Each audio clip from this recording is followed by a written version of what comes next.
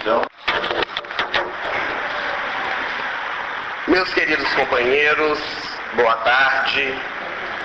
Abençoe-nos, Jesus, o amigo incondicional das nossas vidas. Conforme anunciado, o nosso tema da tarde de hoje é a fé e a caridade.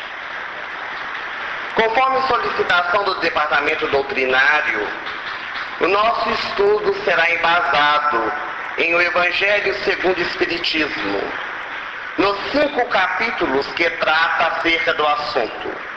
O capítulo 13, não saiba a vossa mão esquerda o que dê a vossa mão direita.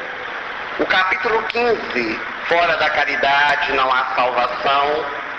O capítulo 16, não se pode servir a Deus e a Mamon. O capítulo 19, a fé transporta montanhas. E o capítulo 24, não ponhais a candeia debaixo do alqueire. Nós naturalmente buscamos outras fontes a fim de enriquecer o nosso estudo. E gostaríamos de contar com a participação de todos nas suas colocações e nos seus questionamentos. De nossa parte, nós tentaremos fazer com que essa tarde transcorra em paz e alegria.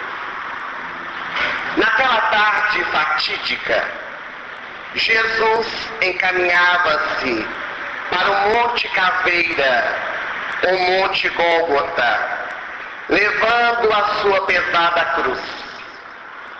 Conforme nos dizem os historiadores, ela pesaria em torno de 70 quilos. A multidão acotovelava-se para vê-lo passar. Ele já houvera caído por 2 vezes. E pela terceira vez, devido às chibatadas que lhe eram dadas pelos soldados, ele cai. Do meio da multidão, uma mulher de beleza muito rara, trazendo em suas mãos uma toalha de linho branco alvíssima, ajoelha-se aos seus pés. Era Verônica. Ela, com a toalha distendida, endereça ao rosto a face de Jesus e limpa o sangue que dela escorria. Para sua surpresa, quando ela toma em suas mãos a toalha, assusta-se, porque ali estava a face do seu mestre. Como no filme, em sua mente, ela recordou-se do dia que conhecera Jesus. Amélia Rodrigues, espírito, através das mãos abençoadas de Divaldo Pereira Franco, nos narra que Verônica era mulher hemorroísta, que há 12 anos sofria de um fluxo sanguíneo que nenhum médico houvera logrado curar. E naquele dia, ela recordava-se da tarde em que a multidão estava reunida em sua pequenina cidade, pois que a notícia havia corrido de boca a ouvido de que o Nazareno ali passaria. Todos desejavam ver aquele mestre que curava os enfermos, que devolvia vida aos mortos, que fazia andar aos paralíticos. E no meio da multidão, de estropiados, surdos, mudos, leprosos, estava ela, Verônica. Desejava falar com o mestre, se possível. Se não fosse possível, apenas tocá-lo, porque ela tinha certeza que poderia ser curada. E ali, no meio da multidão, quando ele passa, tentando falar com o mestre, não consegue, mas consegue tocar em seu manto. E quando toca, sente uma vibração envolver o seu ser e sente-se curada. Naquele mesmo instante, Jesus para e pergunta: alguém me tocou? Quem me tocou? Os apóstolos entreolharam-se. Simão Pedro, mais velho, disse ao mestre: mas Senhor, todos querem te tocar. Todos aqui reunidos querem de alguma forma usufruir da sua presença. Todos te tocam. Mas alguém me tocou de uma forma diferente, porque de mim saiu virtudes. E Verônica, ajoelhando-se aos pés de Jesus, a chorar, agradecia a grande oportunidade de ter alcançado a cura do seu mal. Ele abaixa-se, levanta a mulher alquebrada pela dor e lhe diz: vai em paz, a tua fé te salvou. Naquele dia agora, em que o mestre caminhava rumo ao Calvário, Verônica tentava agradecer-lhe. Ele que houvera curado, limpado o sangue que escorria há 12 anos de si, agora tentava enxugar o sangue que escorria de sua face, em forma de agradecimento. E estendendo a toalha rumo à multidão, ela cantava: ó vós homens que transitam pelo caminho, atende, atende a dor do meu mestre, que a sua dor seja a minha dor, seja a nossa dor.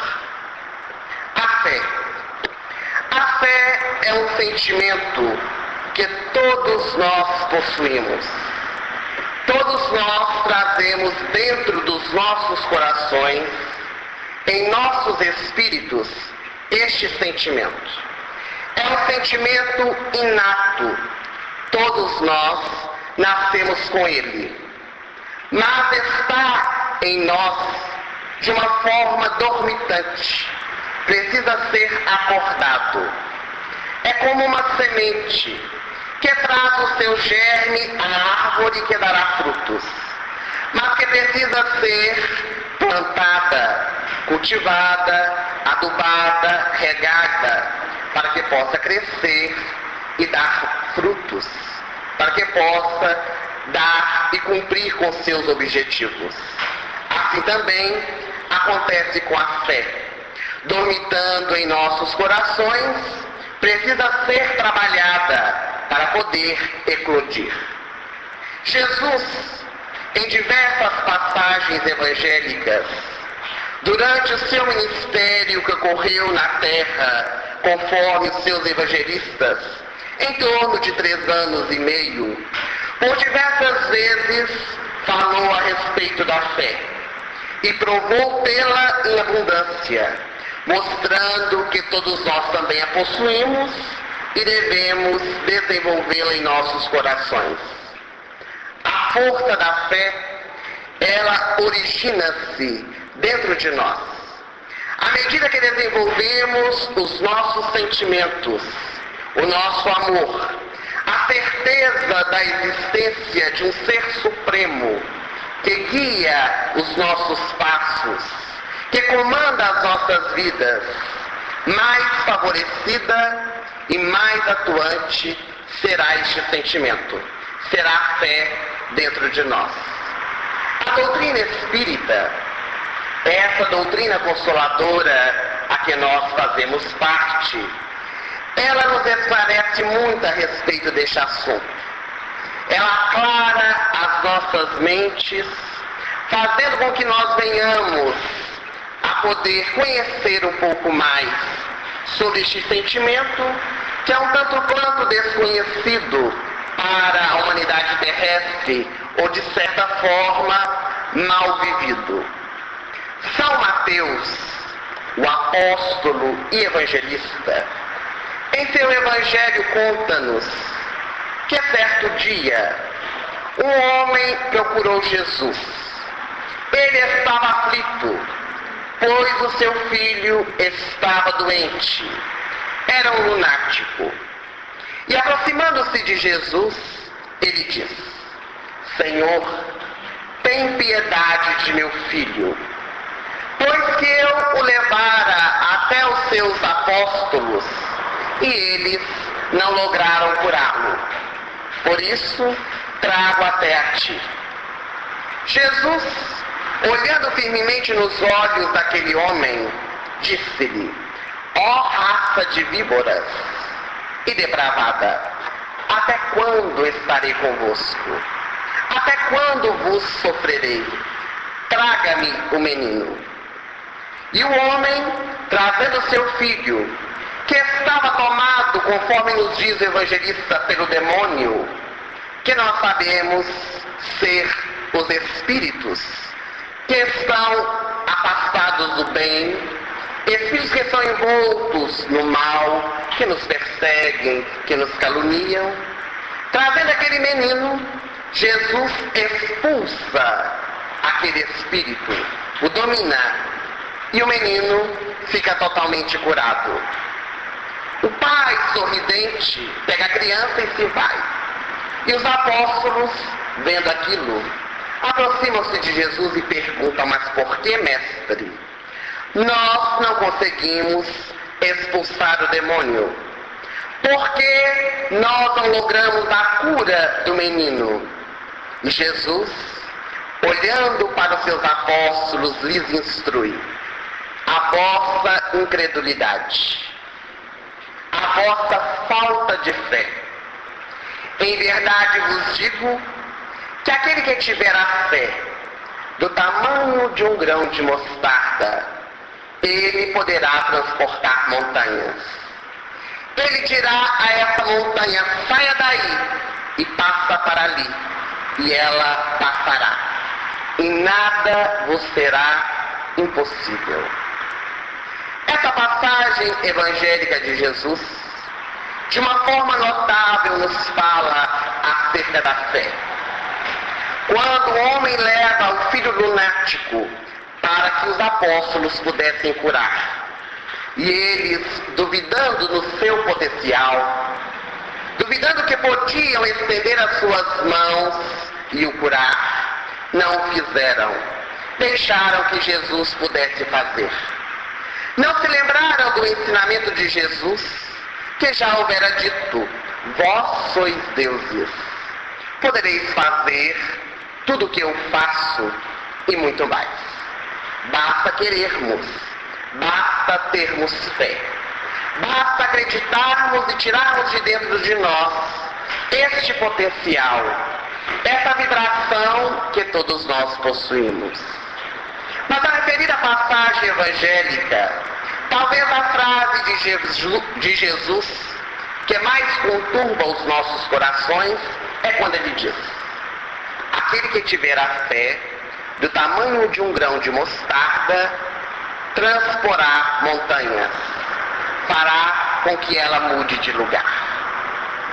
Nós que estamos aqui reunidos em sã consciência, não podemos conceber que pelo simples fato de uma pessoa ter fé, ela seja capaz de fazer com que uma montanha, um monturo de pedras, de terra, de rochas, de vegetação, saia de um lugar e passa para outro. Isto é impossível. Vai contra as leis da natureza e do universo. Então nós vamos entender que essas palavras de Jesus são simbólicas. Têm uma conotação no sentido moral. Essas montanhas a que ele se refere, as montanhas que podem ser transportadas, são as dificuldades, são os obstáculos, são os nossos vícios e as nossas imperfeições, que todos nós somos capazes de retirar do nosso convívio. São todas essas montanhas que surgem no transcorrer da nossa vida, da nossa existência. Muitos de nós acreditamos que essas montanhas foram colocadas por Deus no nosso caminho. Alguns querem colocar a culpa nas pessoas que convivem conosco no dia a dia. Nós não queremos enxergar de frente a nossa situação. Alguns até não colocam culpa em Deus, mas acham que Ele nos esqueceu, que Ele nos está deixando de lado. E dizemos assim: por que é justo comigo? Deus quer que seja assim. É a autocomiseração, a autopiedade. Nós nos achamos os últimos dos últimos. Como se Deus quisesse que seus filhos, a que Ele tanto ama, sofresse, passasse por dificuldades. Somos nós que atraímos os obstáculos e as dificuldades para a nossa caminhada. Joana de Ângeles, a veneranda mentora, através de Divaldo, vai nos dizer que nós somos os resultados daquilo que fomos ontem e que seremos amanhã o resultado daquilo que somos hoje. Nós estamos colhendo tudo aquilo que fizemos, tudo aquilo que desejamos e tudo aquilo que nós pensamos no nosso passado. E hoje está se refletindo. E ela ainda dirá que no mundo a criatura humana não é culpada de absolutamente nada. Ela é responsável. Nós somos responsáveis pela nossa vida. E toda semente que é jogada ao solo, mais cedo ou mais tarde, ela frutificará. Mas nem sempre, no nosso interior, nós queremos saber sobre isso. Nós queremos buscar conhecer por que essa dificuldade, por que este atropelo surgiu no nosso caminho. Porque nós achamos mais fácil depositar a responsabilidade nos outros ou em Deus do que em nós mesmos. Encararmos de frente a nossa vida e vermos que essas dificuldades, que estes atropelos, estes infortúnios pelos quais nós passamos, são oportunidades que a divindade nos oferece para nós podermos crescer, para nós podermos evoluir. Nós não gostamos de encarar de frente essas dificuldades. E passamos a ter então a nossa fé um pouco embutida, porque nós não criamos raízes fortes. Nós não conseguimos conceber Deus como ser misericordioso e justo, que criou a lei justíssima de retorno, que é a lei de ação e reação, de causa e efeito. E nesta ignorância desta lei, ou não querendo enxergá-la, nós agimos como queremos. E depois, quando vêm as consequências, nós não queremos arcar com elas. É por isso que a fé raciocinada, ela ilumina as nossas mentes. A fé robusta, ela faz com que nós sejamos perseverantes. Que nós acreditemos que aquilo que acontece na nossa vida há uma razão de ser. O acaso não existe. O acaso é aquilo que Deus programou adredemente para que pudesse acontecer. Na hora exata, no momento certo, com as pessoas certas. Jesus já nos houvera dito: não cai uma folha de árvore sem que Deus o queira. A fé nos dá então esta força para nós podermos seguir a nossa estrada, vencendo os nossos obstáculos e as nossas dificuldades nas pequeninas coisas, para depois trabalharmos as grandes. A fé vacilante, ela resulta na incerteza. Quando nós ficamos com dúvida se aquilo que está nos acontecendo, se é de nosso merecimento ou não. E perdendo, muitas vezes, aquilo que não tínhamos, nós nos desesperamos. Porque muitos dizem assim: eu tenho fé, eu acredito em Deus. Mas no primeiro obstáculo, ou no segundo, quando a dor se torna um pouco mais latente, nós já nos revoltamos. Nós já não acreditamos mais em Deus. Nós já perdemos essa fé, se é que a fé pode ser perdida. Então, na verdade, nós não a tínhamos. Porque se nós nos revoltamos contra a divindade, é porque nós não soubemos entender as respostas da vida. Nós temos inúmeros exemplos na nossa vida que mostram que o simples fato de ter fé não nos auxilia na nossa vida. É preciso ter mais do que isso. Por exemplo, eu estou desempregado há mais de 5 anos e tenho fé de que vou arrumar um emprego. Será que pelo simples fato de ter fé eu vou conseguir um emprego? Será que não será necessário eu sair pelas ruas da cidade, procurando empresas que possam me oferecer um trabalho, levando o meu currículo, dizendo aos meus amigos, às pessoas de convívio, que eu estou procurando um emprego, para que dessa forma eu possa criar possibilidades de ser auxiliado. E mesmo assim, se ao sair para procurar um emprego eu não conseguir, não vou perder a minha fé.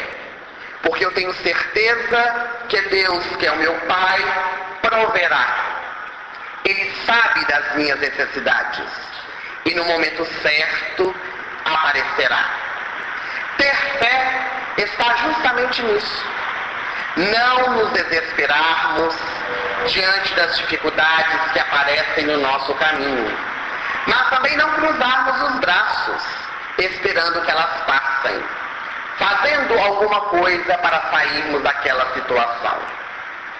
Eu tenho fé que vou parar de beber, porque eu sou alcoólico, eu sou viciado.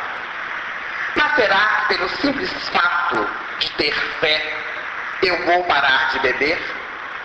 Nós sabemos que o vício é um hábito que se arraiga dentro de nós, que causa dependência orgânica e espiritual.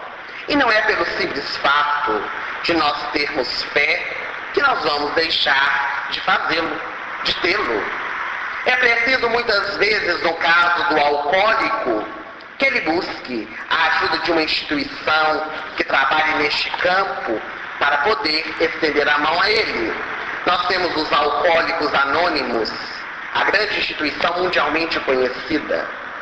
E procurando então a instituição, procurando fazer a melhora dentro de mim mesmo, e mesmo assim tendo dificuldades, não vou perder a fé. Porque eu tenho certeza que Deus está me ajudando, está me auxiliando. Porque eu estou estendendo a mão e Ele haverá de puxar. Muitos outros ainda dizem, eu tenho fé que vou passar no vestibular, ou que vou passar no concurso público. Mas será que pelo simples fato de termos fé, passaremos? Qual é a contribuição que nós deveremos dar? Deus não vai colocar em nossa mente a informação que nós não possuímos. É necessário que nós busquemos, através do estudo, nos preparar para fazer um bom vestibular ou para passarmos no concurso público. Para que no momento atrasado, no momento da prova, através da minha preparação, Deus, Jesus ou os bons espíritos, como queiram, possa nos auxiliar naquele processo. Jesus, quando nos disse, aquele que tiver fé, do tamanho de um grão de mostarda, ou seja, bem pequenino, e pode remover montanhas, ele está trazendo diversos ensinamentos para a nossa existência, para a nossa vida diária. Ele quis nos dizer que nós muitas vezes somos descrentes, que nós nos afastamos da divindade nos momentos mais difíceis, nos momentos em que deveríamos estar firmes e confiantes, nós esmorecemos, nós deixamos cair e não enxergamos que existem mãos que estão estendidas para fazer-nos levantar. Jesus nos faz meditar que embora nós tenhamos muito conhecimento, tenhamos teoria, nós ainda não temos prática. Nós falamos muito da fé, mas não sabemos colocá-la em prática no nosso dia a dia. Jesus nos deixa bem claro que este é um sentimento muito falado, mas pouco vivido nos nossos corações, no nosso dia a dia. E ele estabelece que quando nós tivermos a fé de forma plena, até mesmo aquilo que nos parece impossível acontecerá. Porque nós teremos a certeza disso e trabalharemos para isso. Teremos a força de vontade. Ter fé, conforme nos diz os Espíritos, é também ter calma e ter paciência. Muitos de nós dizemos assim: eu tenho fé em Deus. Ele dará a solução para o problema.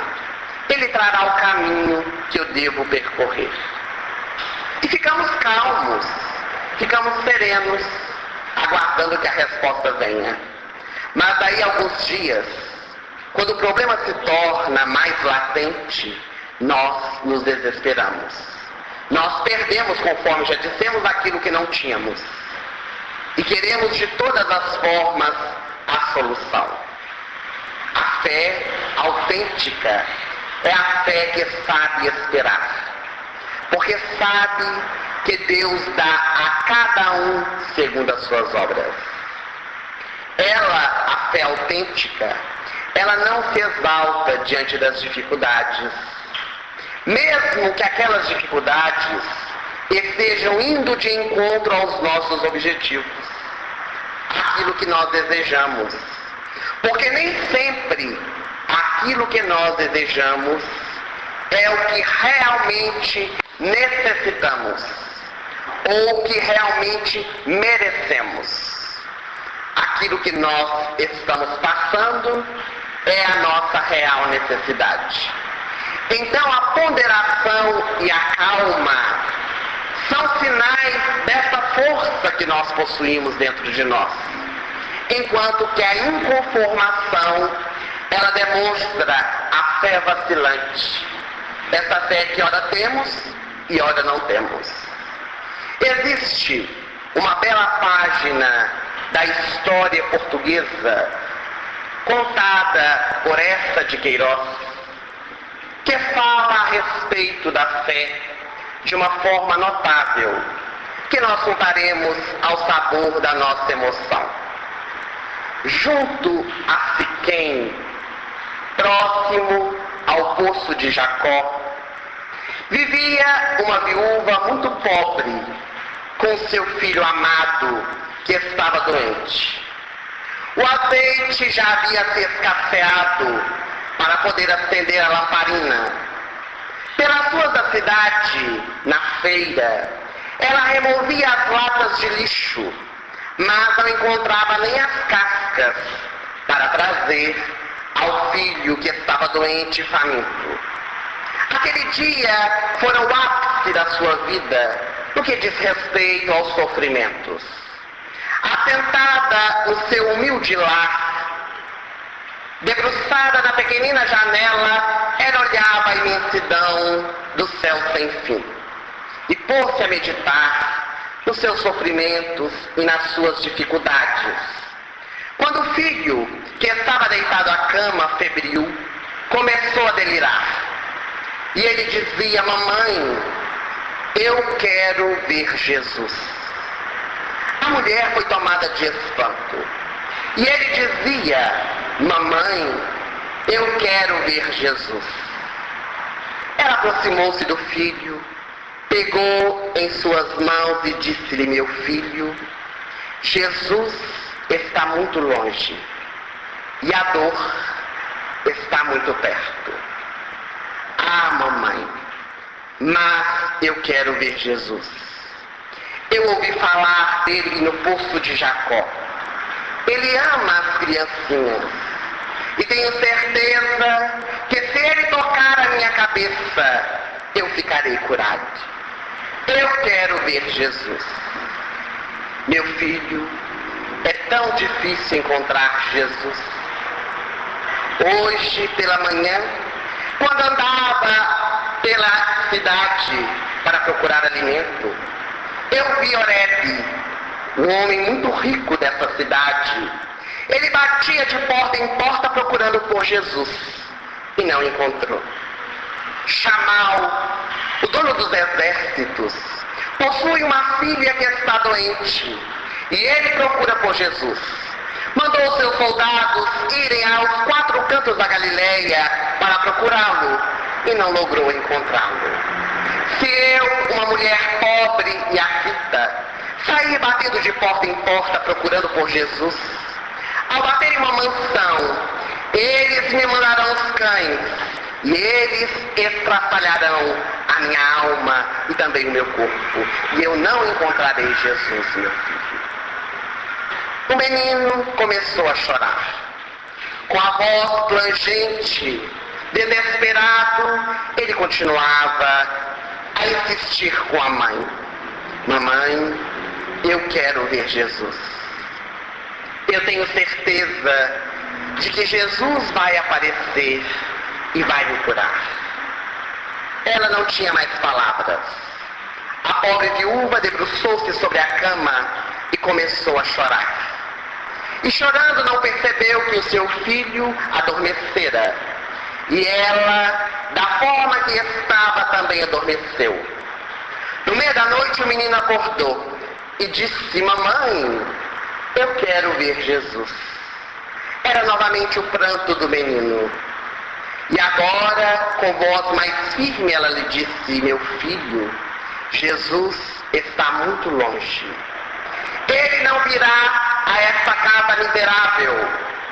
Deus nos esqueceu. Ele nos deixou na amargura, no sofrimento, na miséria.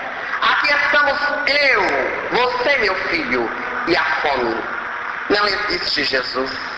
Não existe Deus, porque Ele nos esqueceu. E voltou a adormecer pelo cansaço. E o menino, com os olhos túmidos de lágrimas, olhava pela janela que estava entreaberta. Quando de repente a porta se abriu. Uma voz doce, calma e serena disse: eu sou Jesus. E aproximando-se do menino, tocou em sua cabeça e ele ficou curado. Adormeceu para no dia seguinte poder brincar e saltitar junto com os amigos da sua pequenina aldeia.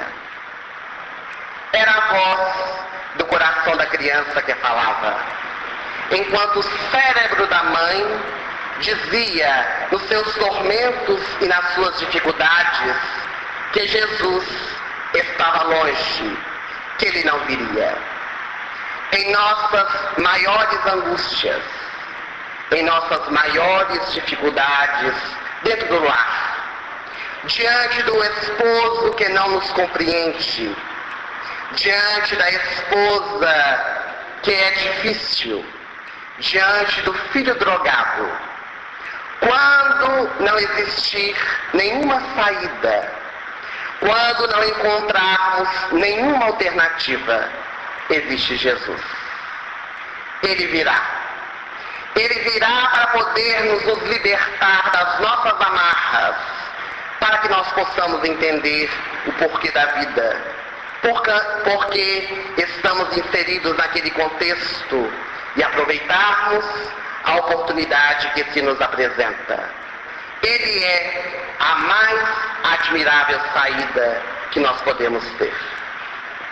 Geneticistas, neuropsiquiatras, neuropsicólogos, fazendo uma análise da criatura humana, descobriram que dos 300 mil genes que nós possuímos, que controlam o nosso sistema orgânico e físico, existe um que é responsável pela nossa crença em Deus, o gene de Deus. Conforme chamado pelos estudiosos, o VMA-P2, VMA2, é o nome do gene responsável pela nossa crença na divindade. A espiritualidade está dentro de nós. A religiosidade nós adquirimos no transcorrer da nossa existência, através das nossas escolhas. Estes cientistas, através de eletroencefalogramas, através de fotos, abrindo o cérebro, descobriram que na parte posterior do nosso cérebro, entre o lóbulo direito e esquerdo, existe um ponto que eles chamam ponto de Deus. Através destes estudos, quando eles falavam o nome de Deus em diversas línguas, essa pequena luz que se faz neste local se acendia, às vezes brilhava um pouco mais. Quando eles falavam o nome de um espírito que vivera na terra, missionário, essa luz também brilhava. Enquanto quando eles falavam nomes próprios comuns, nomes de objetos, cadeira, mesa, porta, a luz não se acendia. Eles perceberam que ali estava o ponto de Deus. E ainda mais, que naquelas criaturas que se dizem ateias, que não acreditam na divindade, essa luz existe, mas ela está dormitante. Todos nós, segundo os estudiosos, temos essa centelha divina, temos este gene, que pode ser desenvolvido conforme a nossa vontade. Aí está a comprovação científica da fé, da necessidade de nós termos na nossa vida a crença em um ser supremo, que dirige, que controla as nossas vidas. Quando nós olhamos uma semente, nós não sabemos o germe que está nela. Se nós não conhecemos de sementes, nós não sabemos de que árvore se trata. Somente depois de plantada, quando ela cresce, que vamos saber. Quando nós vemos uma criança, nós não sabemos qual adulto que ela irá se tornar mais tarde.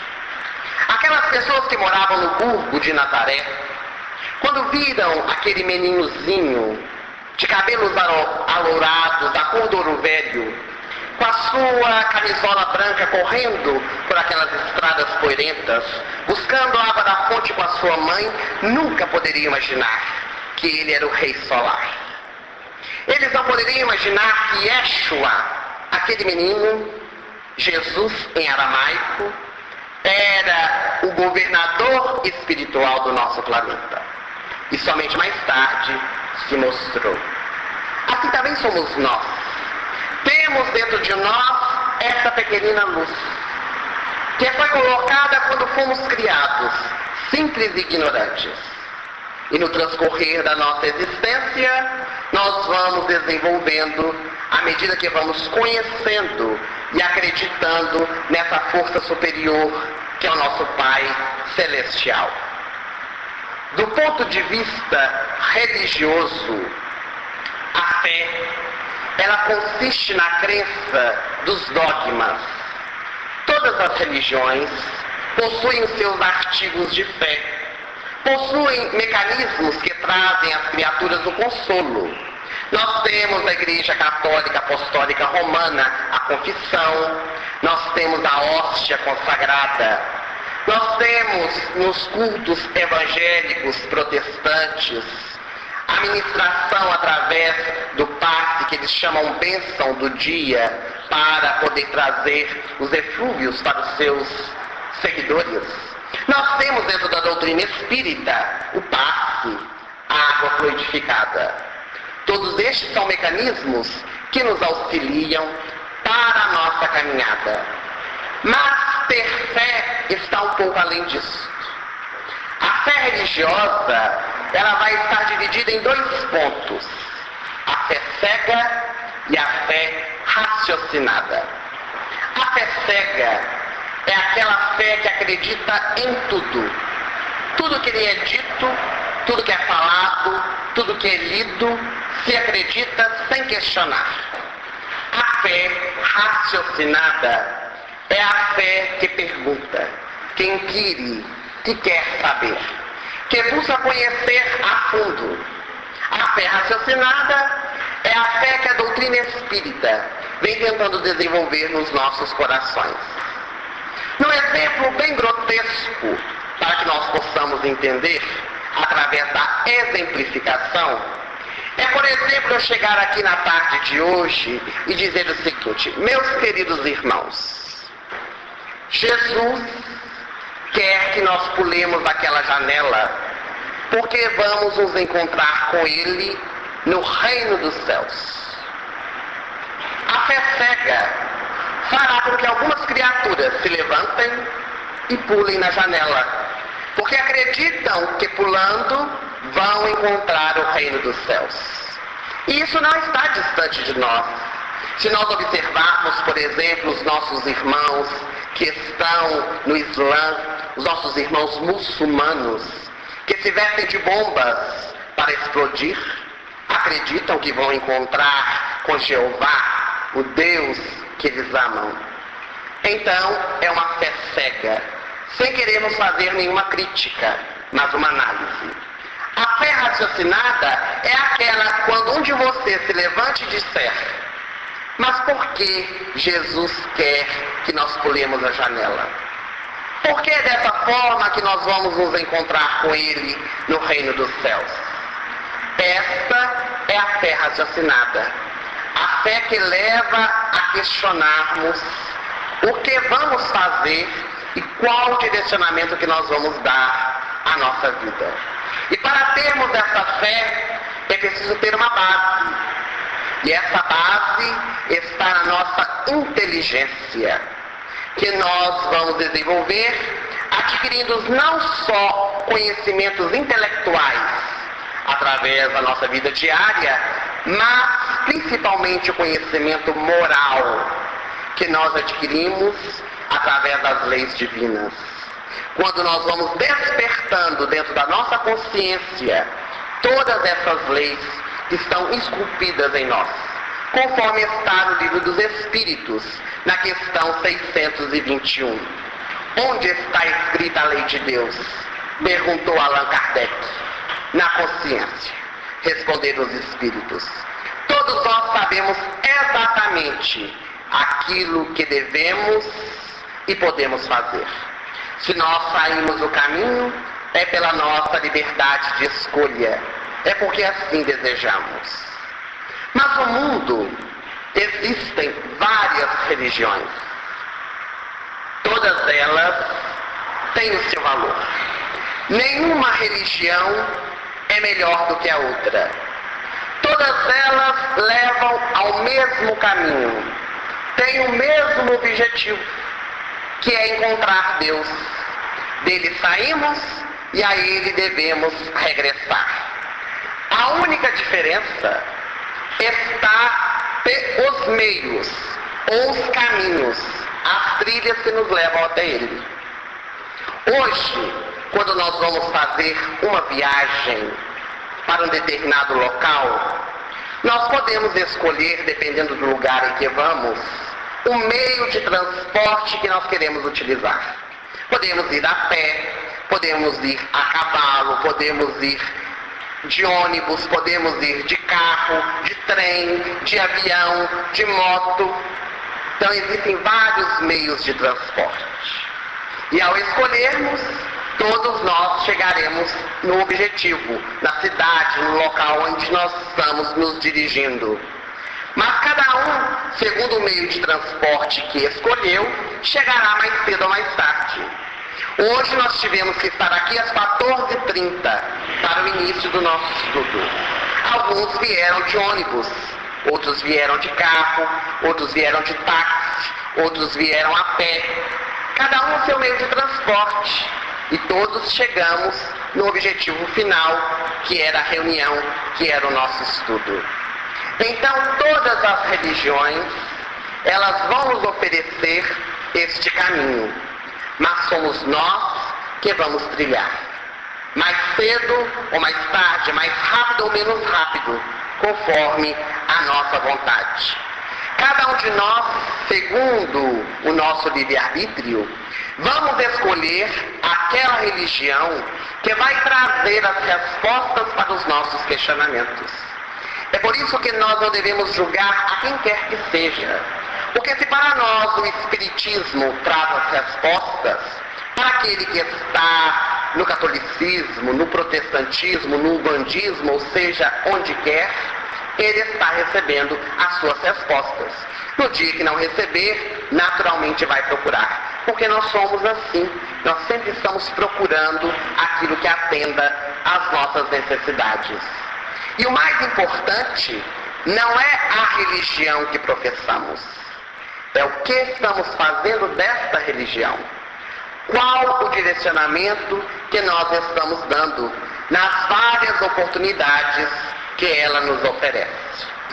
No Evangelho segundo o Espiritismo, que é uma das obras básicas da codificação, no capítulo 19, item 12, Allan Kardec, ele vai definir a fé como sendo uma força de vontade direcionada para um objetivo. Ou seja, a vontade de querer. É essa força que nós temos dentro de nós e que pomos naquilo que nós desejamos buscar para atingir os nossos objetivos, para atingir a nossa vida na sua plenitude.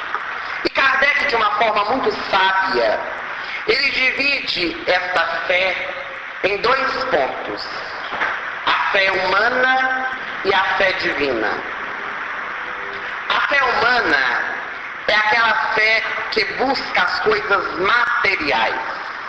É quando nós nos empenhamos, temos a certeza de que vamos conseguir o nosso objetivo. Vamos conseguir crescer intelectualmente, materialmente. É quando, por exemplo, queremos construir uma casa e temos fé que vamos construir. Queremos comprar um carro e temos fé que vamos comprar um carro. Esta é a fé humana. E dizem os espíritos, nós precisamos dela, porque ela é a força que nos move. Se nós não acreditarmos em nós mesmos, quem é que vai acreditar?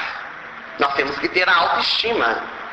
Temos que ter a certeza de que nós vamos conseguir, que nós vamos alcançar aqueles objetivos que traçamos. Eu tenho fé que vou conseguir um carro. Eu tenho fé que vou conseguir uma casa. Mas será que pelo simples fato de eu dizer isto, eu vou conseguir?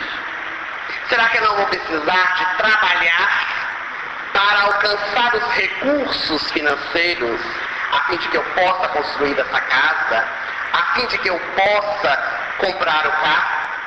Então nós vamos ver que, aliado a essa fé humana, é preciso ter também o nosso concurso, a nossa atitude, o nosso trabalho, para nós podermos então alcançar aquilo que desejamos. É claro que a fé, ela tem uma importância fundamental, mas ela não é o fator primordial. Além disso, nós temos que ter a nossa determinação e a nossa vontade. No transcorrer da história da humanidade, nós vimos diversos homens e mulheres que, tendo fé, conseguiram trazer o progresso para a humanidade, o progresso material, através de descobertas na área política, econômica, social, que conseguiram descobrir vacinas para diversas doenças, remédios para outras. Eles acreditaram em si, eles tinham fé em si mesmos e lutaram para conseguir. E aliado a isto, a divindade trabalhou as suas mentes, auxiliando-os no processo.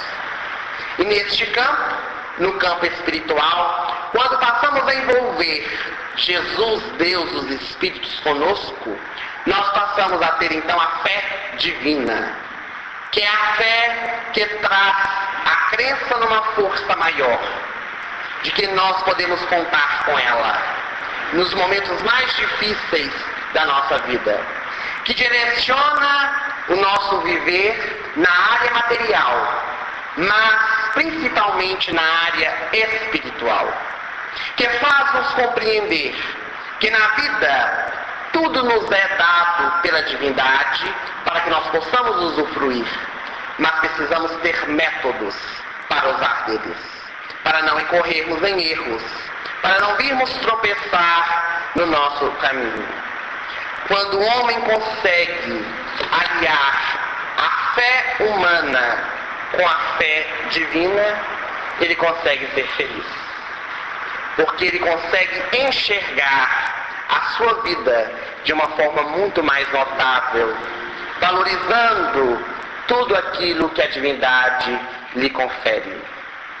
Mas além de tudo isto, nós vamos perceber na vida de Jesus que quando muitas vezes ele curava e ele dizia à criatura: a tua fé te salvou, ele logo após dizia uma frase muito interessante.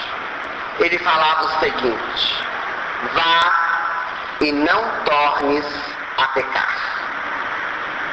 Termos o cuidado de não retornarmos ao erro cometido ou fazermos algo pior. Porque muitas vezes nós desejamos a cura dos nossos males e quando ela advém, nós não valorizamos. Incorremos em erros piores e a doença ou a enfermidade volta e às vezes muito mais abrupta, levando a criatura inclusive à morte. Porque na verdade ela se curou por fora, mas não se curou por dentro. As suas dificuldades internas persistiram. Quando Jesus disse e diz a cada um de nós: vá e não tornes a pecar, é para que nós façamos a nossa transformação. Saímos de um ponto negativo, passando para um ponto positivo.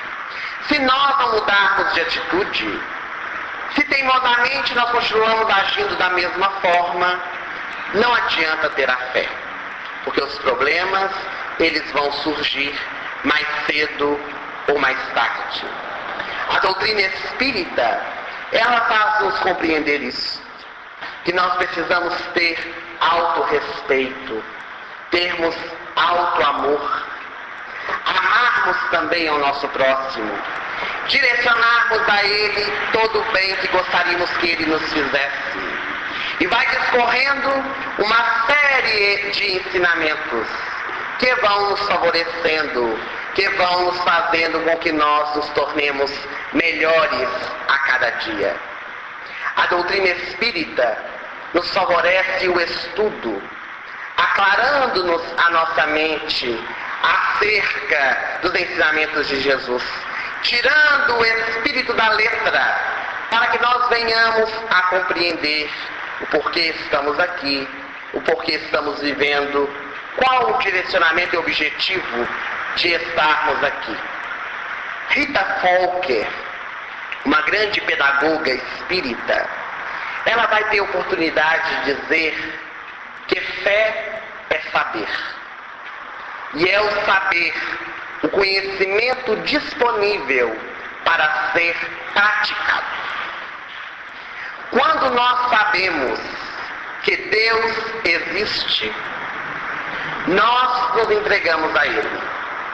Quando nós cremos que Deus existe, nós em certos momentos duvidamos dele. Quando nós sabemos que a imortalidade da alma existe, que nós viveremos depois desta vida carnal, nós passamos a ter uma vida mais significativa. Mas quando nós cremos que a imortalidade da alma existe, nós já ficamos meio que parados, estagnados no tempo, porque não sabemos o que vamos encontrar depois dessa vida. Quando nós sabemos da reencarnação, nós valorizamos cada minuto, cada oportunidade.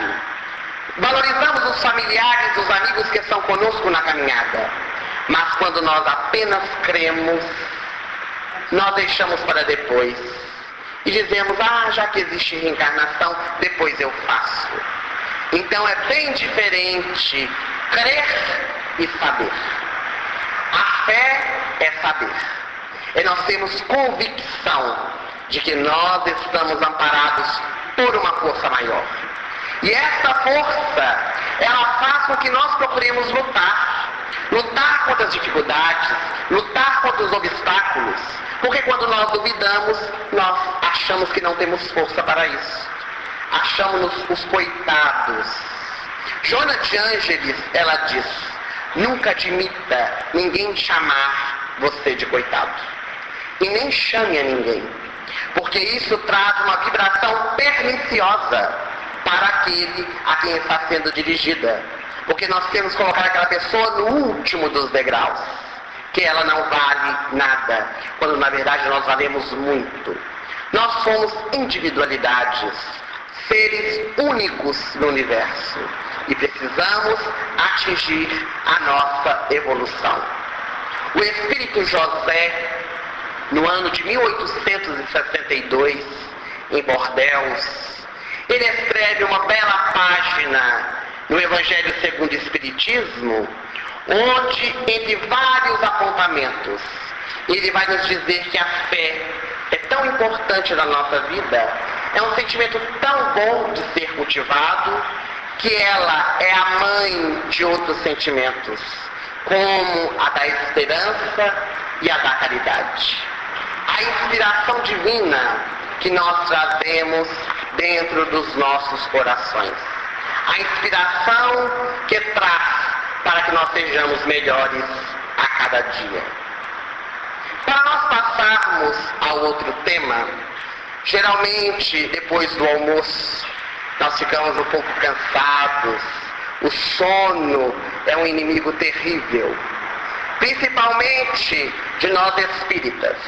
Os espíritas costumam dizer o seguinte, que quando dormem na reunião ou no estudo aqui estão fazendo desdobramento, o que é um ledo engano, que estão dormindo mesmo. Desdobramento a gente faz em casa, na reunião mediúnica. Então, para nós acordarmos, nós vamos fazer aqui uma técnica antes de passarmos para o tema caridade. E a técnica é a seguinte, é uma história com participação. Eu vou contar uma história e vocês vão participar comigo. Todas as vezes que eu levantar a minha mão, vocês, de acordo com a conjugação, vão falar a palavra amarelo ou a palavra amarela. Entendido? Então vamos fazer um teste. Existia um reino muito bonito, que era todo...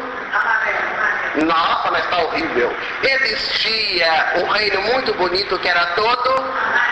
Isto. Então vamos lá? Existia um reino muito bonito, que era todo...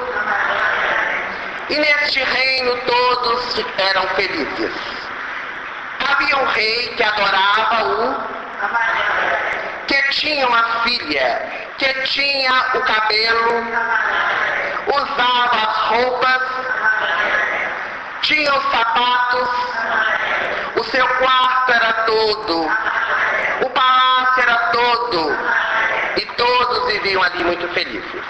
Um dia, a princesinha estava dormindo em seu quarto, quando de repente, altas horas da noite, ela escuta um barulho. Era um fantasma que chegava para assustá-la. A princesinha ficou toda e foi correndo para falar com seu pai. E chegando ao quarto, esmurrando a porta, o rei já ficou todo. E quando abriu a porta e a princesinha falou que havia visto um fantasma, ele ficou ainda mais e todos ficaram com medo. Mas no dia seguinte, o rei, de tanto medo, foi procurar um dos guardas para dar a solução.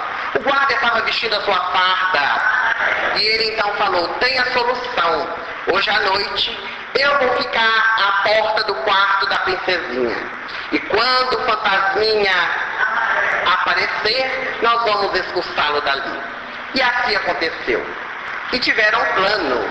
arrumaram um balde onde havia tinta azul para que pudesse jogar no fantasminha e ele sair correndo dali. E assim aconteceu.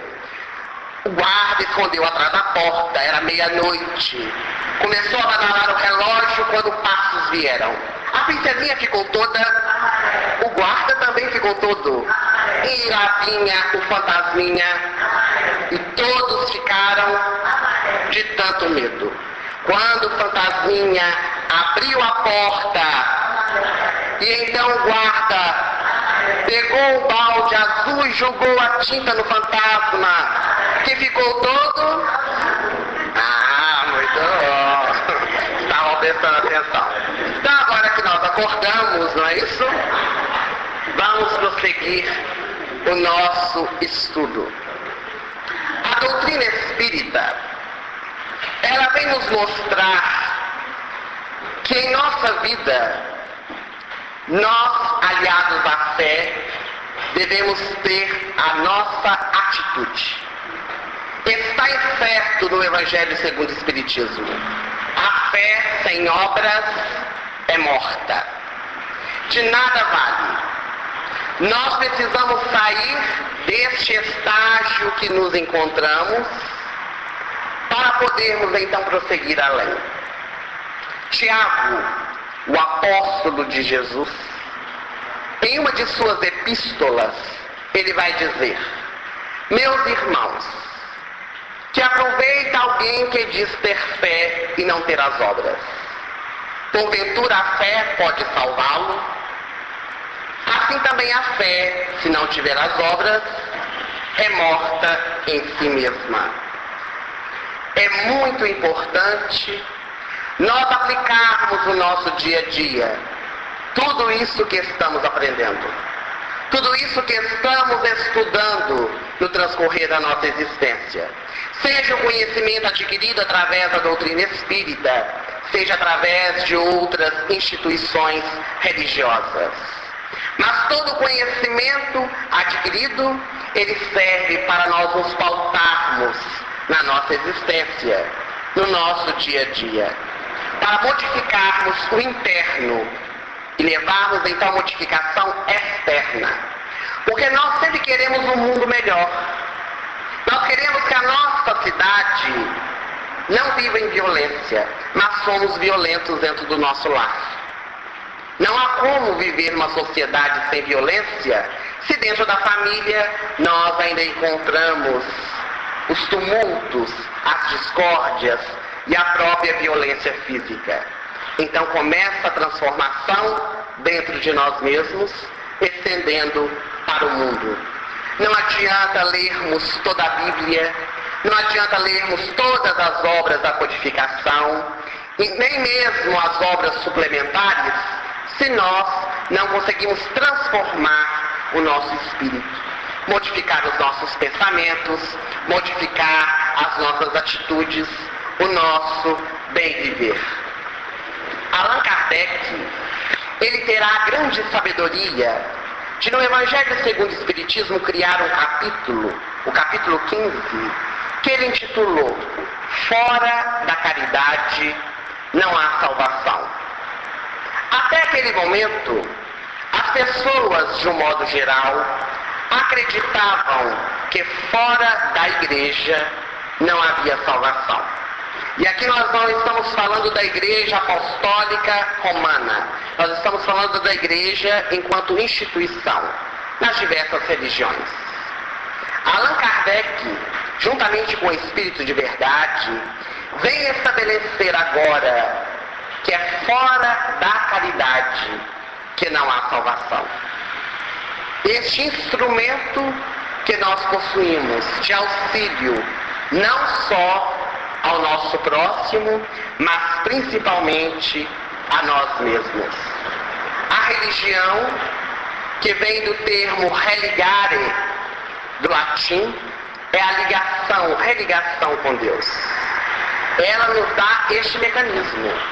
Mas conforme nós dissemos anteriormente, somos nós que damos destino a esta religião, através das nossas atitudes no dia a dia. Jesus, ele terá a oportunidade de nos dizer: quando o Filho do Homem subir aos planos celestes, ele reunirá toda a sua nação e separará, como o pastor faz com as suas ovelhas e os cabritos. Este rei colocará à sua direita as ovelhas, à sua esquerda colocará os cabritos. E olhando para as ovelhas, aqueles que estão à sua direita, ele dirá: sede bem-aventurados ao entrardes no reino dos céus. Porque quando eu tive fome, tu me destes de comer. Quando eu tive sede, tu me destes de beber. Quando eu estive nu, tu me vestistes. Quando eu estive preso e doente, tu me visitastes. E então aqueles servos, aquelas ovelhas, perguntarão ao seu Senhor: mas quando foi, mestre, que nós te vimos com fome e te demos de beber, de comer? Te vimos com sede e te demos de beber? Quando te vimos nu e te vestimos? Ou quando estivestes preso e doente, fomos te visitar? E então o Senhor lhes dirá: toda vez que fizerdes a um destes pequeninos, é a mim mesmo que estáis fazendo. E agora, olhando para os cabritos, aqueles que estão à sua esquerda, ele dirá: servos maus, ingratos e infiéis. Quando eu estive com fome, vocês não me deram de beber, de comer. Quando eu estive com sede, vocês não me deram de beber. Quando eu estive nu, não me vestiram.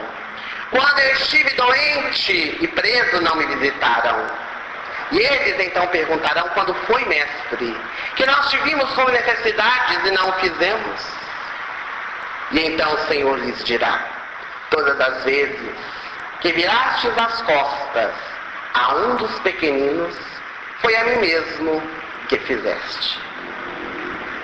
Irão para o suplício eterno, onde ficarão até pagar o último ceitil. Neio Lúcio, espírito, através das mãos abençoadas do venerando apóstolo Amor Francisco Cândido Xavier, no livro Jesus no Lar, narra-nos uma história notável chamada o auxílio mútuo, onde ele vai nos explicar essa passagem evangélica de Jesus que acabamos de citar.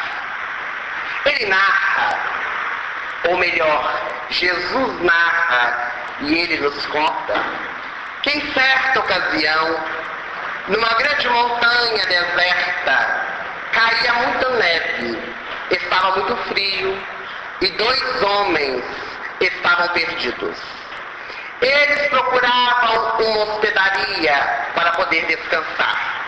Sabiam que mais à frente, não muito longe, não muito perto, havia um lugar para que pudessem esconder do frio e ter as suas necessidades atendidas. Os 2, com muita dificuldade, andavam por entre a neve. Quando no meio do caminho eles encontraram uma criança esquálida, jogada ao chão, tilintando de frio. E então, logo um deles, um dos anciãos, vendo aquele menino ali jogado ao chão, foi logo dizendo: eu não ajudarei. Seria-me impossível ajudar essa criança. Eu estou custando a andar na neve. Eu estou tendo dificuldade de poder chegar à hospedaria, quanto mais levar mais um fardo. E sem pestanejar, ele continuou a andar como se não visse absolutamente nada. O outro ancião foi tomado de compaixão por aquela criança. Era apenas uma criança, deixá-la ao relento. Ela naturalmente morreria ali enregelada pela neve. E então ele tomou com muita dificuldade a criança em seu colo, agasalhou-a e foi andando pelo caminho. O amigo que fora à frente não quisera saber, separou-se dele. Era natural, ele estava sozinho, andaria muito mais rápido. Ele teria mais dificuldade. Além da idade, ainda estava com o peso. Daí, a algumas horas, ele chegou à hospedaria. A hospedaria que tanto haviam procurado. E para sua surpresa, o amigo não havia chegado. Ele ficou muito nervoso, apavorado, porque o amigo tinha que ter chegado primeiro. Ele saíra mais à frente. Mas não havia condições de sair para procurá-lo, porque a tempestade havia aumentado e ele não tinha mais condições físicas para fazê-lo. Colocou a criança no quarto, depois de banhá-la, trocar as suas roupas, dar-lhe o alimento. Ele também deitou para descansar, mas não conseguiu dormir, preocupado com o amigo. No dia seguinte, a tempestade já havia acalmado, ele deixou a criança com o hospedeiro e foi procurar o amigo. Após horas e horas de procura, ele encontrou o amigo, jogado numa vala, já morto. Ele, naturalmente, sozinho, por causa das intempéries da vida, não conseguiu suportar o frio e veio a falecer. Naquele instante, aquele ancião que houvera auxiliado a criança pôs-se a meditar. Da bondade que havia brotado em seu coração de auxiliar a criança. Naturalmente, com a criança em seu colo, eles puderam fazer a transmissão daquelas energias, daquelas vibrações calorosas, fazendo com que um auxiliasse o outro. E o seu companheiro, que havia seguido sozinho, não tendo a quem recorrer, naturalmente veio a falecer. A história contada por Jesus fez com que os seus apóstolos ficassem em silêncio. As mulheres com os olhos cheios de lágrimas, os homens olhando uns para os outros, sem saber entender o que Jesus queria explicar. E então o mestre, olhando para eles, disse-lhes: as mais eloquentes e exatas testemunhas de um homem perante seu Pai Supremo são as suas obras. Tudo aquilo que fazemos aos outros nos retorna, mais cedo ou mais tarde. O coração que nós socorremos converter-se-á, agora ou mais tarde, em recurso ao nosso favor. Ajudando, seremos ajudados. Dando, receberemos. Esta é a lei divina. Allan Kardec, neste referido capítulo 15 do Evangelho segundo o Espiritismo, vai estabelecer que toda a moral de Jesus, todos os seus ensinamentos, se resumem na caridade e na humildade, que são contrárias ao orgulho e ao egoísmo, os dois grandes males que assolam a humanidade.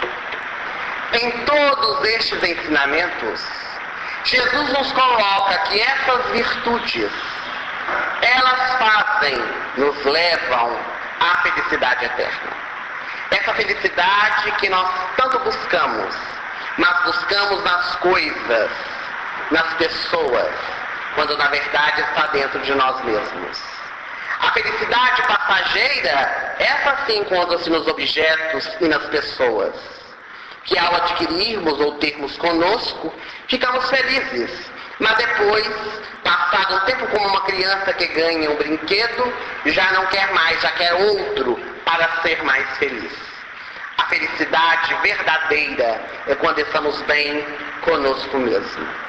Mas Allan Kardec, preocupado com a problemática da caridade, ele vai perguntar aos espíritos, na questão 886 de O Livro dos Espíritos, qual é o verdadeiro sentido da caridade conforme entendia Jesus. E os espíritos respondem: benevolência para com as imperfeições alheias, para com todos.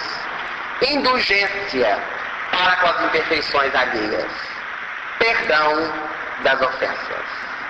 Estes são os 3 pontos que Jesus vê como seja a caridade. Benevolência para com todos, indulgência para com as imperfeições alheias e perdão das ofensas.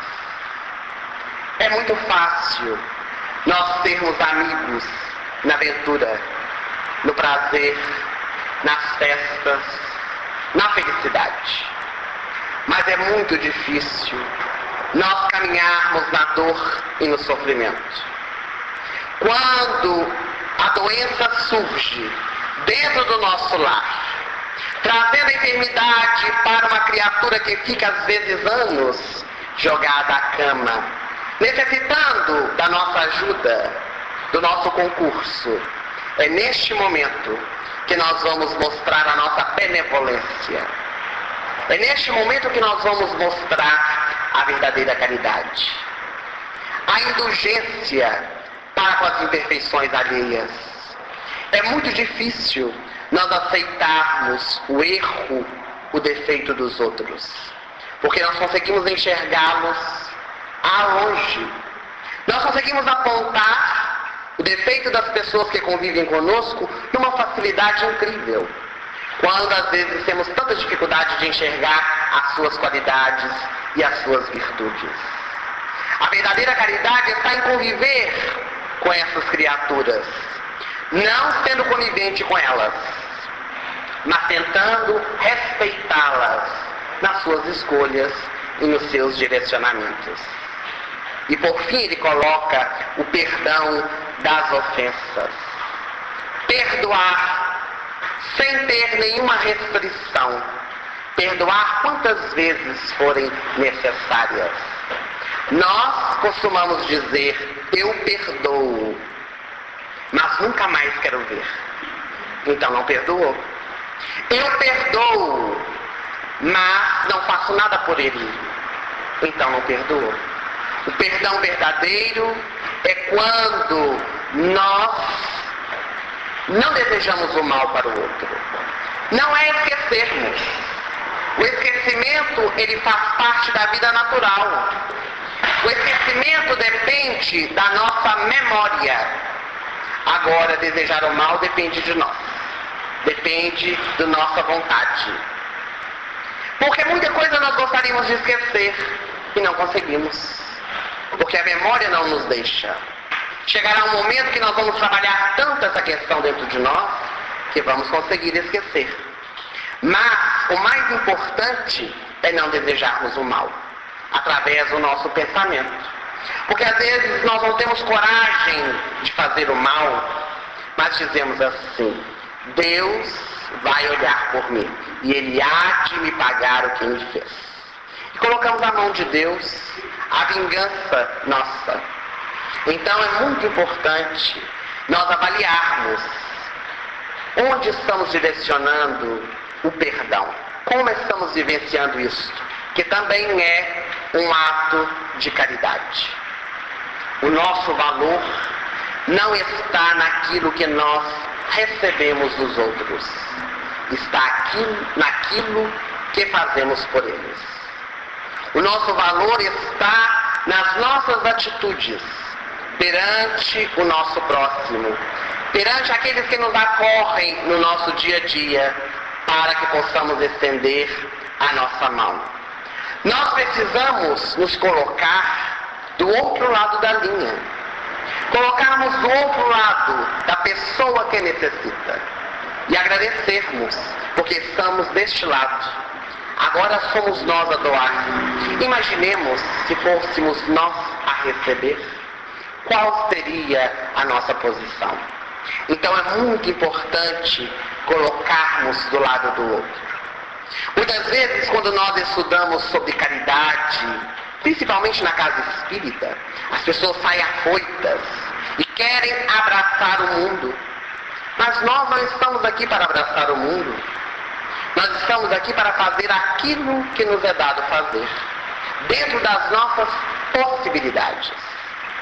Jesus nos disse: de que adianta salvar o mundo e perder a sua alma?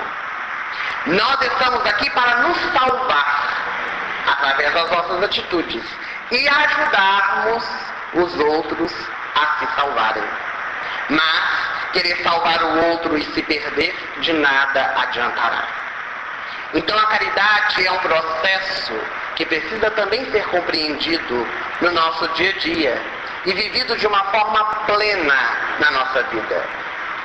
O Papa João Paulo II, desencarnado, em uma das suas cartas, chamada Novo Milênio, ele vai dizer que a verdadeira caridade que a criatura realiza é quando ela consegue enxergar no seu irmão o rosto sofredor de Jesus.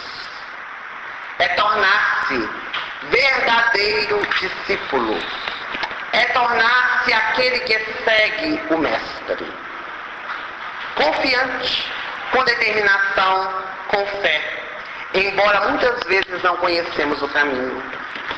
Não sabemos se este caminho será difícil ou fácil. Se vai ter atropelos, se vai ter espinhos, se vamos poder parar para descansar. Mas temos a confiança, temos a fé de que Ele é o caminho da verdade e da vida e devemos segui-lo. Então, João Paulo II vai nos mostrar o que Jesus já nos houvera dito, que é necessário nós enxergarmos-nos como verdadeiros irmãos. Todos nós somos irmãos, quer queiramos ou não. Jesus, ainda no Evangelho, vai nos dizer algo notável. Quando derdes uma esmola, que a vossa mão esquerda não veja o que faz a vossa mão direita. Que a vossa esmola fique em segredo, porque o vosso Pai, que está nos céus, vos recompensará. Essa frase de Jesus, ela é notável, porque é fazer o bem sem esperar recompensa, sem esperar retribuição. Fazer o bem pelo bem. Há muitas pessoas que dão de público para se mostrarem, quando na verdade, se fossem procuradas sozinhas, elas não dariam sequer uma moeda. E essas pessoas, no dizer de Jesus, elas já receberam a sua recompensa, porque foram aplaudidas pelo mundo. Era o que desejavam, receberam a recompensa. Mas quando nós auxiliamos em segredo, sem que as outras pessoas saibam, nós estamos jogando aquelas sementes, para que mais tarde ela possa dar os frutos saborosos. Não no sentido de fazermos esperando, mas no sentido da lei. É da lei. De ação e reação, de causa e efeito.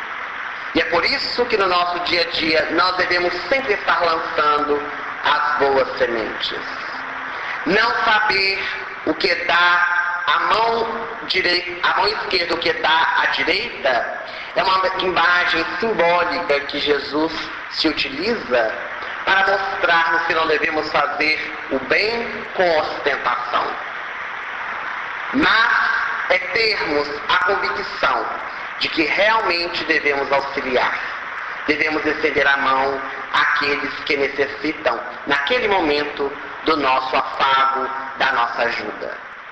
Mas talvez no Evangelho, uma das passagens mais belas do que diz respeito à caridade, na exemplificação para o nosso dia a dia, seja aquela em que Jesus presencia a doação de uma mulher, de uma viúva, no templo de Jerusalém.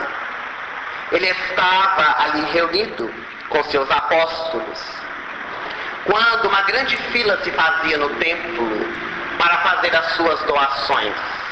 Era o que mandava a lei.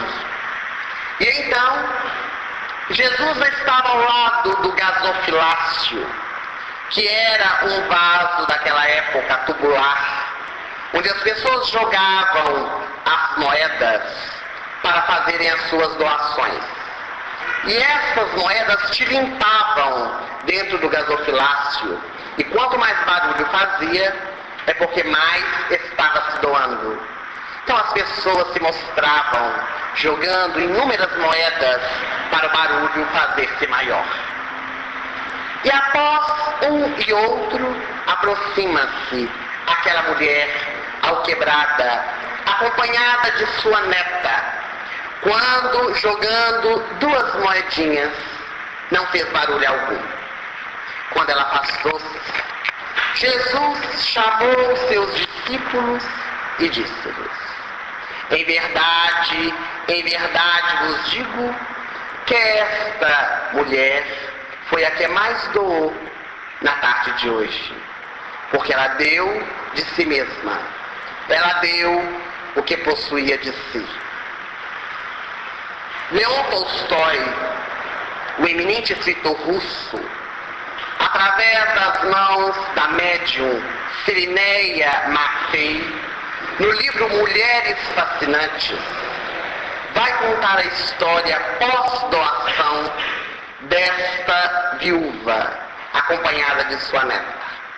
Naquele mesmo dia, ela desencarnou.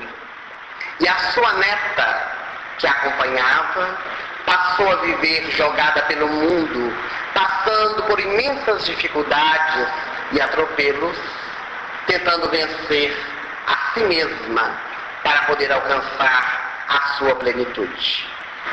Muita gente diz que não pode fazer o bem porque não possui os recursos que gostaria de ter para fazê-lo. Ah, se eu tivesse! Ah, se eu ganhasse! Ah, se eu pudesse! E ficamos no ar, e não fazemos absolutamente nada. A intenção é louvável. Há criaturas que realmente, se tivessem, se pudessem, se ganhassem, dariam. Mas é muito melhor dar de si mesmo, dar o que se tem. Quando, por exemplo, nós vamos fazer uma doação, nós abrimos o nosso guarda-roupa e sempre escolhemos a peça que já não nos serve mais, que já está rasgada, que já está remendada, que já saiu de moda, para dar à pessoa necessitada. O que não nos serve, também não deveria servir a outrem. Ah, mas ele é pior do que eu. Por que ele é pior do que você? Então nós precisamos ver os direcionamentos que nós estamos dando. Para onde estamos direcionando a caridade? Porque mais importante do que dar aquele bem material são as vibrações que vão imbuídas junto dele. Tem pessoas que acham entregar e sair. Não dão sequer um sorriso. Não olham nem na face daquele que está sendo ajudado. Colocando numa situação de descontentamento. Ou colocando numa situação de necessitado. Não se igualando a ele. Então a caridade plena e verdadeira é quando nós conseguimos enxergar a dor do outro. Colocamos-nos no lugar dele. O ponto culminante da caridade, então, é dar o que se tem. Este seria o sacrifício mais agradável a Deus. Uma senhora carioca, ela tinha um hábito muito interessante de andar, fazer caminhadas pela orla de Copacabana. E fazendo caminhadas, ela sempre percebia que no semáforo havia 2 crianças, sempre saltitantes no meio dos carros, pedindo moedas para poderem se alimentar. Com o passar do tempo, como sempre aquelas crianças estavam ali, ela passou a repará-las e notou que pela semelhança pareciam ser 2 irmãos. Um tinha 10, o outro tinha 6 anos. Eles não eram pivetes, não eram menores infratores. Eram necessitados do auxílio humano. Desciam da favela e vinham pedir ajuda. Um dia, quando ela terminou a sua caminhada, ela foi tomada de íntima compaixão por eles. Já resolveu subir ao seu apartamento de luxo, à beira da praia de Copacabana, e procurando algo para lhes dar, encontrou uma lata de leite. E resolveu levar para que eles pudessem se alimentar. Logo que ela chegou à porta do edifício, chamou o menino maior, de 10 anos, e entregou-lhe a lata de leite. O menino, quando viu o alimento, arregalou os olhos e, saltitante, foi em direção ao seu irmãozinho menor, que estava no semáforo. E ele entregou a lata e disse: olhe, meu querido irmãozinho, o que nós ganhamos. Tome e se refaça da sua fome. Ele, então, pegou a lata de leite, o irmão menor, 6 anos de idade, estendeu para o seu irmão mais velho e disse: tome você. Você é mais velho do que eu, precisa de mais forças. Nós já estamos há vários dias sem se alimentar. Tome você. E o irmãozinho maior, olhando o pequenino, falou: não, você precisa de mais forças. Você é menorzinho, tome você. E ficaram naquela quem toma. E o irmão maior, de 10 anos, vendo que o menino não tomaria mesmo se ele não tomasse, levou a lata de leite à boca, cerrou seus lábios e não tomou nenhuma gota. E deu ao seu irmãozinho e disse: é a sua vez. O irmãozinho, sem pestanejar, pegou a latinha de leite e tomou goles volumosos. E passando a língua nos lábios, disse ao seu irmãozinho: que delícia está esse leite, agora é a sua vez. Entregou a lata para ele. Novamente, o irmão mais velho levou a lata de leite à boca, cerrou os lábios e não tomou nenhuma gota. Há vários dias eles estavam sem se alimentar. O irmão mais novo precisava mais do que ele. Ele, o menor, tomou mais goles volumosos e deixou um restinho e falou: veja, esse restinho é para você. Eu te amo, meu irmão. E o outro, comovido, vendo o restinho de leite dentro da lata, levou novamente aos lábios, não tomou e disse a ele: deixei esse restinho para você. O irmãozinho tomou o último gole e saiu a pular, acompanhado do seu irmão maior. A nobre dama, vendo os 2 irmãos brincarem e vendo também o que havia acontecido, não entendeu e resolveu chamar o irmão mais velho para saber: por que você está tão feliz? Você não tomou sequer um gole. Você também não estava com fome? Sim, eu estava. Mas hoje eu estou feliz porque o meu irmão se alimentou. Eu acredito que não é preciso fazer comentário algum.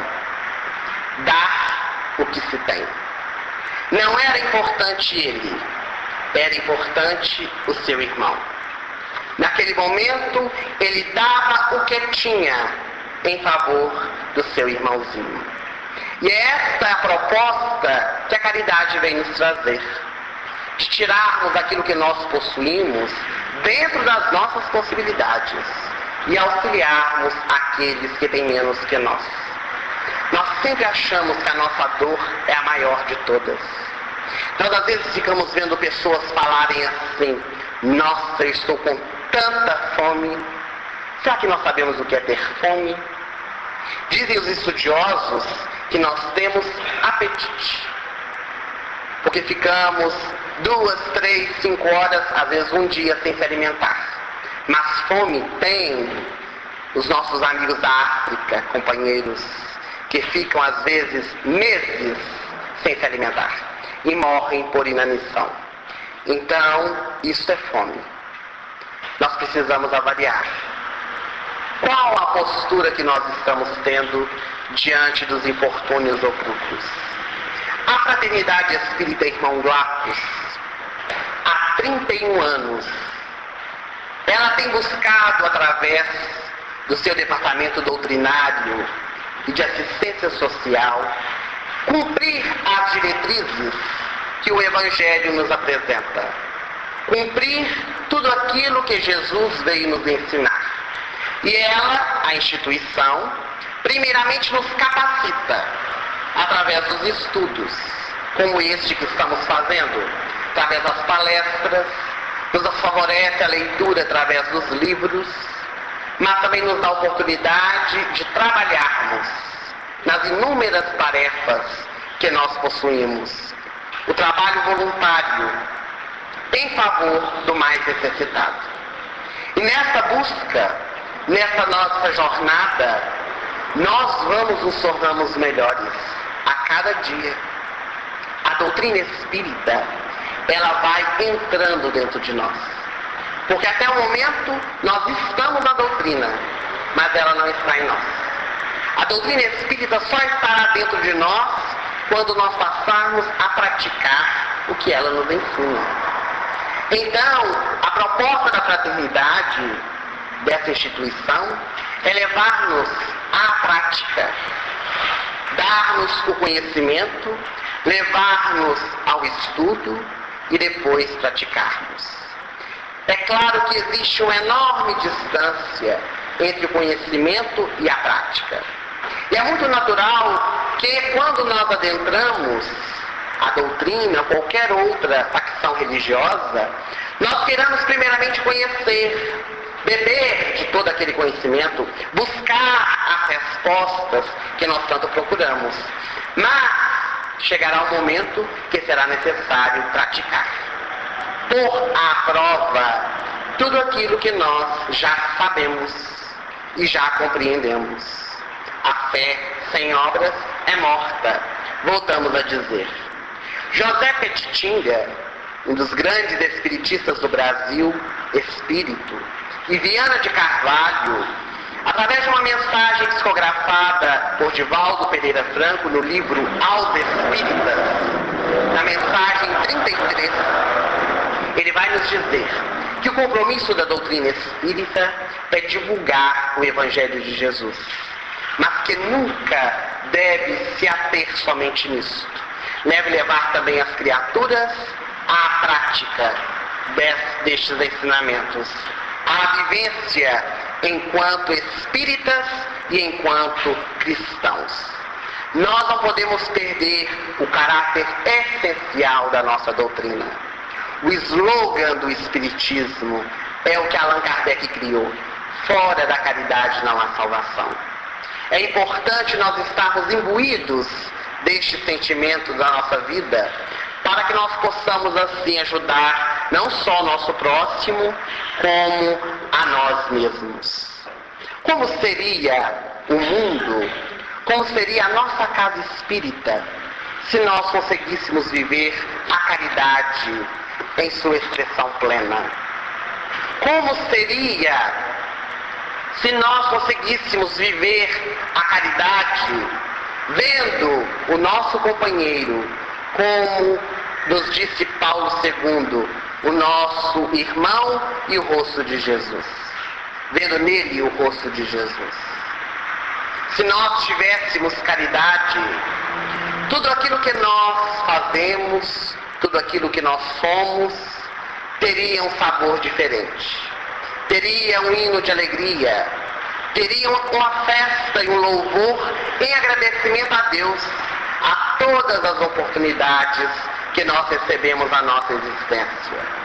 Se nós tivéssemos caridade, nós iríamos perceber que o amor cobre a multidão de pecados, que o amor é puro, seja ele qual for a sua expressão. É uma tarefa, é um respeito, é uma paisagem que nós devemos contemplar. Em suma, a caridade é a plenitude da lei. É toda a moral, conforme nos diz Allan Kardec, toda a moral de Jesus. Porque hoje nós vemos como um espelho. Hoje nós vemos Deus distante de nós. Mas chegará um dia, conforme diz Paulo de Tarso aos Coríntios, que nós veremos Deus face a face. Porque nós não veremos mais distante, nós o veremos dentro de nós. Nós buscamos Deus fora, buscamos Deus na religião, buscamos Deus no templo, buscamos Deus no outro, na natureza, e esquecemos de vê-lo, porque nós temos essa centelha divina que está dentro de nós e precisa ser desenvolvida. Como diria a psicóloga norte-americana Hannah Wolf, Jesus é o maior psicólogo que já existiu no mundo. Ele conhece intimamente a todos nós. Ainda na proposta colocada pelo departamento doutrinário, nós vamos encontrar no Evangelho segundo o Espiritismo algo notável de Jesus, quando ele diz que a criatura humana não pode servir a dois senhores, a Deus e a Mamon. E aí nós vamos encontrar a visão psicológica de Jesus. Porque nós sabemos que uma criatura que possui duas atividades, por mais que ela se dedique, por mais que ela esteja sempre presente, ela não dá a mesma contribuição se ela tivesse apenas uma. Chegará um momento, depois de anos, que ela não vai render mais como rendia, porque ela está servindo a duas ou mais tarefas, funções, instituições. Assim também acontece na vida espiritual. Não há como servirmos dois senhores, Deus e Mamon, representando a terra, o mundo, embora nós estejamos no mundo. Paulo de Tarso, ele já dizia: tudo me é lícito, mas nem tudo me convém. Eu aceito o mundo como ele é, as pessoas como são, no entanto, eu sou o que sou. Examinai tudo, retendo o bem. Portanto, nós estamos no mundo. Todas as oportunidades que nos apresentam são para serem utilizadas. O dinheiro, o poder, os nossos bens materiais, se nós possuímos, precisam ser utilizados, mas utilizados com métodos, conforme nós dissemos, direcionando para o nosso progresso íntimo e para o progresso espiritual. Porque o que nós possuímos? O que é que nós possuímos? Nada, além das nossas conquistas espirituais. Tudo que é do corpo permanece, fica na terra, os nossos bens, até mesmo o nosso corpo físico. Mas levamos conosco as nossas conquistas, as nossas virtudes, as nossas qualidades, como também os nossos vícios e as nossas imperfeições. Esta é a maior riqueza que nós possuímos, que nenhum ladrão rouba, que nenhuma traça corrói, porque são as conquistas íntimas. E ao chegarmos no plano espiritual, nós encontraremos exatamente aquilo que nós fizemos aqui, porque é uma continuação. Ninguém acha que vai ser o paraíso, porque é exatamente a continuação daquilo que nós estamos vivendo aqui. Só mudamos de plano, só perdemos a carcaça, a roupa material, mas o espírito, ele continua tendo as mesmas dificuldades, os mesmos problemas, os mesmos atropelos.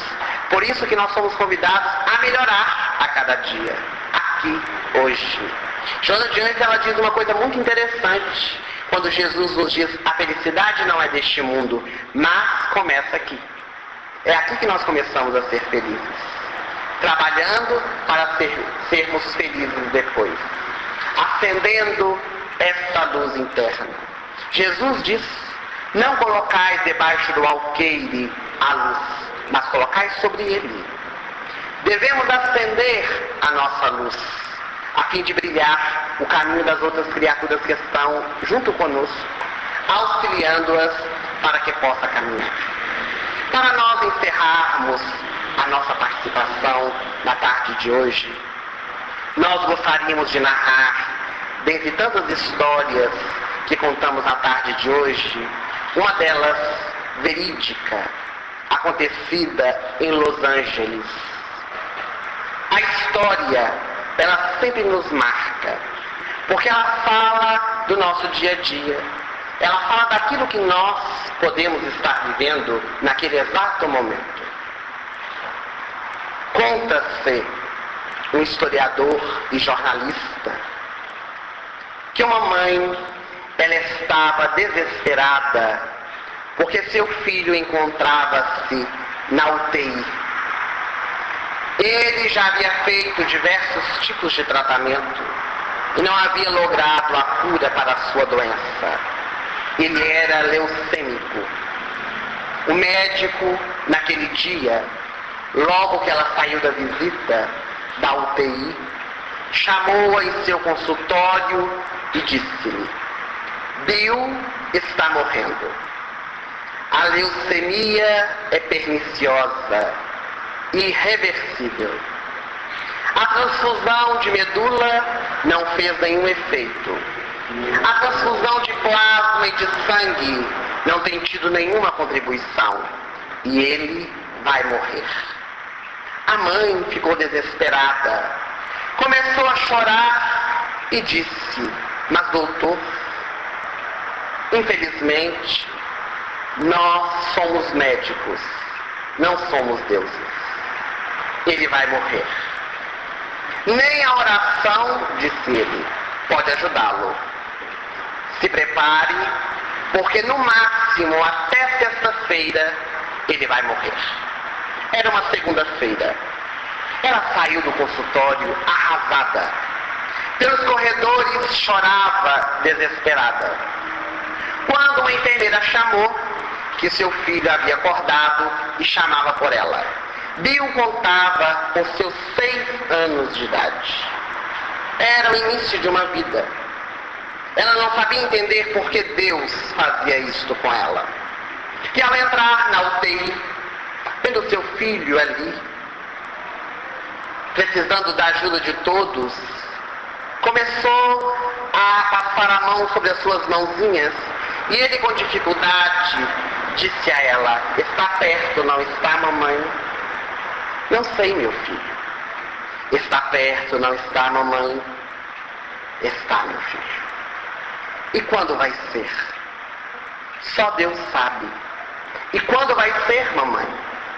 O médico nos disse que até sexta-feira. Ah, mamãe, que pena.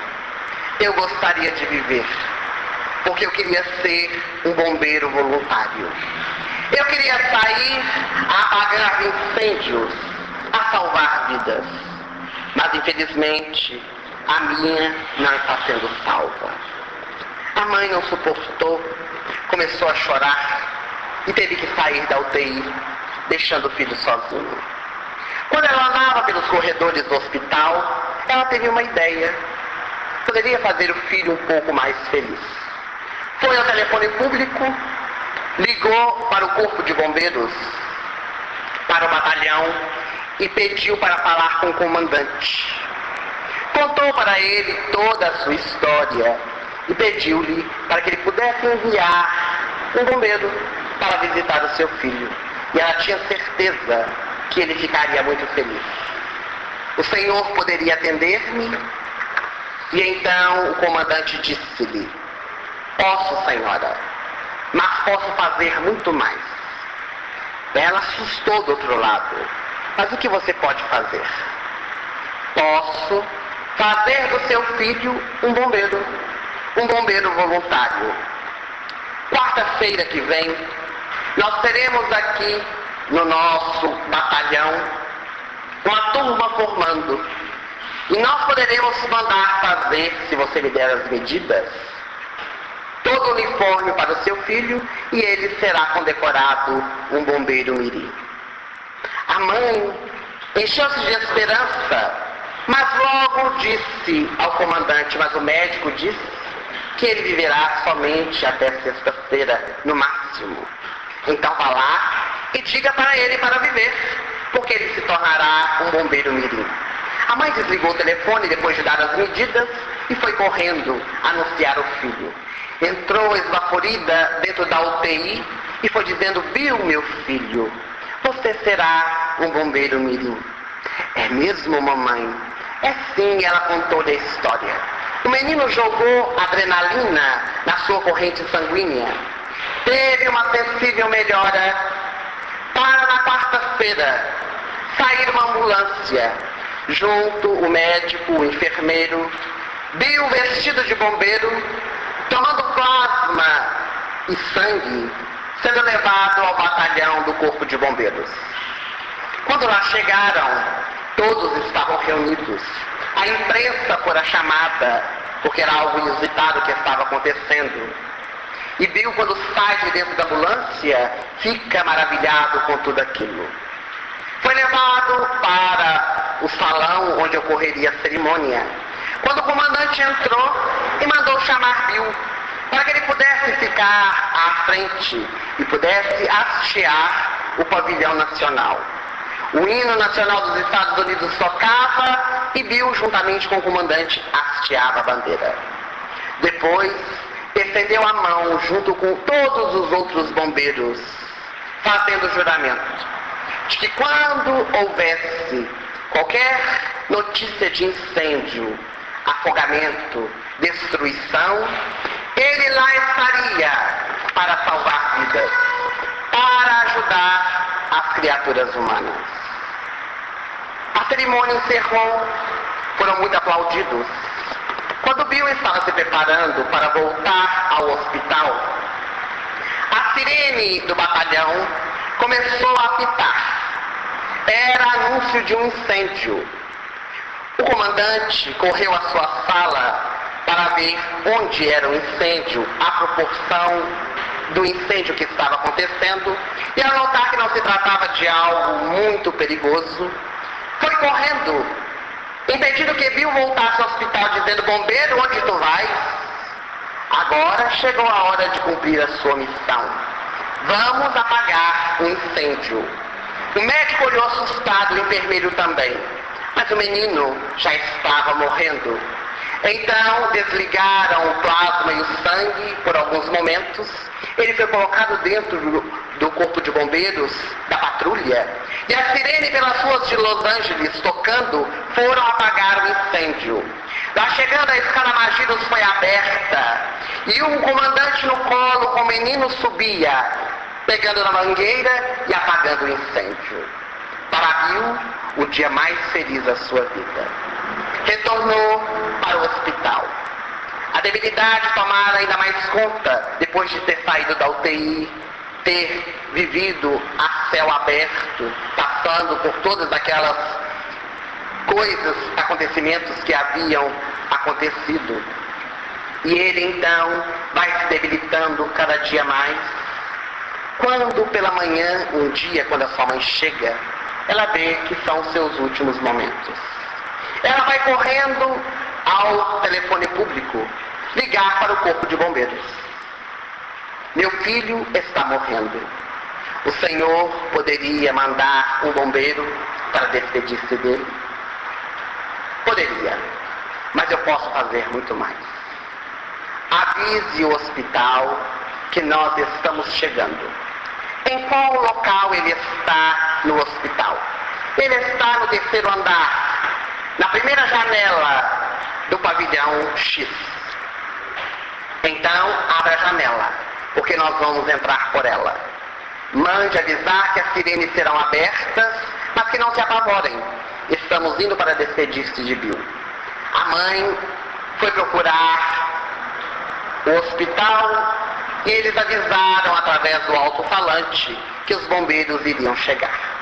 Daí a 10 minutos, sirenes foram abertas.